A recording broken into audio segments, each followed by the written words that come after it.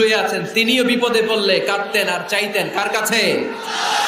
এজন্য আমরাও চাইবো কার কাছে? আল্লাহ ছাড়া কখনো কোনোদিন কারো কাছে চাইবো না। তিনি এমন সত্তা, তাকে দেখা যায় না, কিন্তু তিনি সব দেখেন, ঠিক কিনা?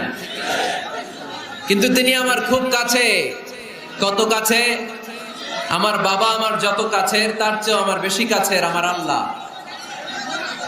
আমার মা আমার যত কাছে, আমার তার চাইতে বেশি কাছে কে? আমার স্ত্রী আমার যত কাছের, তার চাইতো আমার বেশি কাছের কে? এমনকি আমি আমার যত কাছের, তার চাইতো আমার বেশি কাছের কে?